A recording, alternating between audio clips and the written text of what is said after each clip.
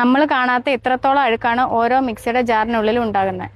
ഈ പതഞ്ഞു പൊങ്ങുന്ന വെള്ളമാണ് നിങ്ങളുടെ മിക്സിയുടെ ജാറിനകത്തുള്ള അഴുക്ക് മുഴുവൻ ഇല്ലാതാക്കുന്നത്.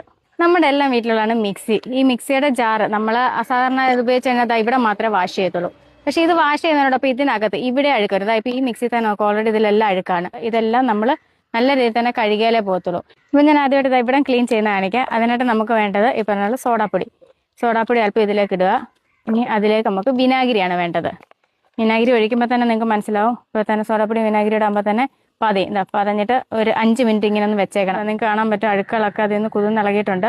ഇനി ഇതുപോലെ ഒരു ബ്രഷ് ഉപയോഗിച്ചിട്ട് നല്ല രീതിയിൽ തന്നെ ഇതൊന്ന് ഇളക്കി കൊടുത്താൽ മതി.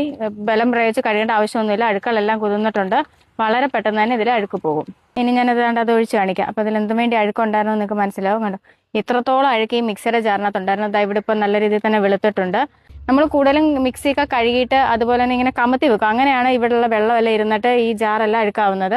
അപ്പോൾ കൂടുതലും നമ്മൾ ശ്രദ്ധിച്ച് അതേ ഒന്ന് വെച്ച് വെയിലത്ത് വെച്ച് ഇങ്ങനെ ഉണക്കി നേരെ വെച്ച് ഉണക്കിയ ശേഷം അല്ലാതെ ഒന്ന് ഉണക്കുക. ഒന്ന് മിക്സിയൊക്കെ ഒന്ന് വെയിലത്ത് വെച്ച് ജാറൊക്കെ ഒന്ന് ഉണക്കി കഴിഞ്ഞാൽ കൂടുതലും നമുക്ക് ഈ അഴുക്കുകളൊക്കെ ആയാലും പോയാലും ഇച്ചിരി വൃത്തിയായിട്ടൊക്കെ ഇരിക്കും. ഞാൻ ആ സോഡാപ്പൊടിയൊക്കെ ഒഴിച്ച് നല്ല രീതിയിൽ തന്നെ ആയിട്ടുണ്ട്. ഇതൊന്ന് ഞാൻ വെള്ളം ഒഴിച്ചൊന്ന് കഴുകി കാണിക്കാം. വെള്ളം ഒഴിച്ച് ഞാനൊന്ന് കഴുകി കാണിക്കാം. വെള്ളം ഒഴിക്കുമ്പോൾ തന്നെ നിങ്ങൾക്ക് മനസ്സിലായി ഇതിലുണ്ടായിരുന്ന അഴുക്കുകളെല്ലാം നല്ല രീതിയിൽ തന്നെ പോയിട്ടുണ്ട്.